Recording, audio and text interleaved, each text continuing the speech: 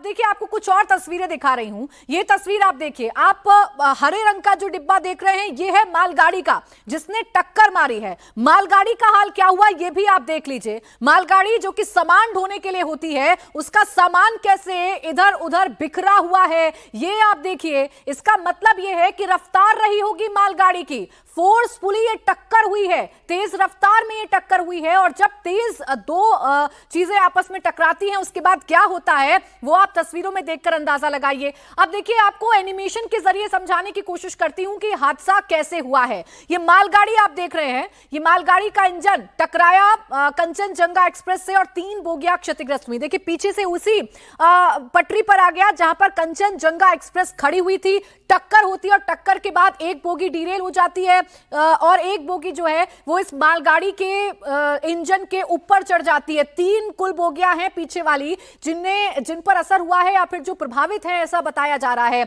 एक आपको मालगाड़ी के इंजन के ऊपर चढ़ी हुई बोगी नजर आ रही होगी, जो कुछ और बोगियां हैं वो पूरी तरीके से क्षतिग्रस्त होती हुई नजर आ रही हैं, यानी डैमेज हो चुकी हैं पूरी तरीके से। अंदर जो लोग फंसे हैं उनको निकालना बड़ा मुश्किल है। गैस कटर मंगाए जा रहे हैं, गैस कटर मौके पर पहुंच गए हैं और काटकर इन लोहे के पुर्जों को काटकर अब अंदर से लोगों को निकाला जाएगा। अभी तक 5 की जानकारी मिल रही है। जो वहां पर ऑफिशियल्स मौजूद हैं जो रेस्क्यू ऑपरेशन में लगे हुए हैं वो ये बता रहे हैं कि 5 लोग अभी तक इस हादसे में अपनी जान गंवा चुके हैं। और देखिए ना, इन तस्वीरों को देखिए, इनके अंदर जो लोग मौजूद होंगे उनका हाल क्या हुआ होगा, उन्हें कितनी चोटें आई होंगी या कितने लोगों की जान गई होगी। इस हाल को देखकर अंदाजा लगाइए। ये बोगियां पूरी तरीके से डैमेज हो गई हैं, आगे का हिस्सा पूरी तरीके से टूट चुका है। अंदर जो लोग मौजूद हैं उन्हें बाहर निकालने की चुनौती है। मौसम भी चुनौती बना हुआ है, जैसा कि मेरी सहयोगी अभी बता रही थी। प्राथमिकता यही है कि जल्द से जल्द इन टूटी हुई बोगियों के बीच में से लोगों को बाहर निकाला जाए, जिंदगियों को बाहर निकाला जाए और फिर उन्हें मेडिकल हेल्प मुहैया कराई जाए। मेडिकल हेल्प की अगर अनामिका बात कर लूं तो कितने अस्पताल हैं आसपास जिन्हें एक्टिव मोड में डाल दिया गया है, अलर्ट मोड में डाल दिया गया है। एम्बुलेंस कितनी बड़ी संख्या में मौके पर पहुंच रही हैं, क्या कोई कैंप भी मेडिकल के लगा दिए गए हैं?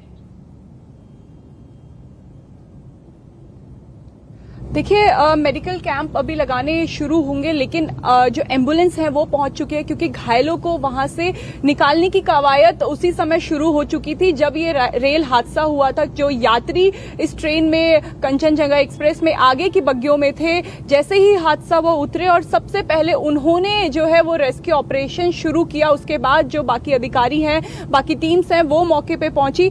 हम आपको बता दें कि 15 एम्बुलेंस जो है वो अभी इस समय स्पॉट पे हैं और बाकी जो टीम्स हैं वो धीरे धीरे करके पहुंच रही, क्योंकि वो एक ऐसा इलाका है जो रेलवे स्टेशन से थोड़ा दूर है, जहां पे हॉस्पिटल काफी दूर है, कुछ किलोमीटर्स के इलाके में है। तो 7 जितने भी इलाके के हॉस्पिटल्स है, सरकारी हॉस्पिटल्स की बात कर ली जाए तो 5 ऐसे हॉस्पिटल्स है रडार में जिन्हें अलर्ट पे डाला गया है। प्राइवेट हॉस्पिटल्स को भी कह दिया गया है कि बेड्स रखे जाए, क्योंकि कितना नंबर बढ़ेगा, क्योंकि अभी मौत का आंकड़ा जो है वो बढ़ना और शुरू हो चुका है, क्योंकि भीषण रेल हादसा था। पीछे की बग्गियों में जो लोग थे वो बुरी तरीके से इस समय घायल हुए हैं, आगे की बग्गियों के लोग भी उनको चोटें आई हैं।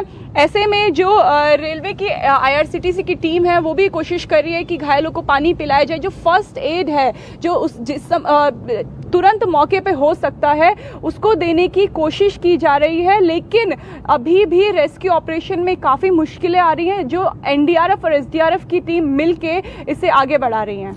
बिल्कुल। और देखिए अब जानकारी यह है कि अभी तक मौत का आंकड़ा जो 5 का था उसमें 2 और इजाफा हो चुका है, यानी कि 7 लोगों की कुल अभी तक इस हादसे में मौत हो चुकी है। तकरीबन 9 सवा 9 बजे का यह हादसा है। जोरदार टक्कर होती है, आवाज बहुत तेज होती है, आसपास के गांव के जो लोग हैं वो इकट्ठा हो जाते हैं लोकल्स की मदद से।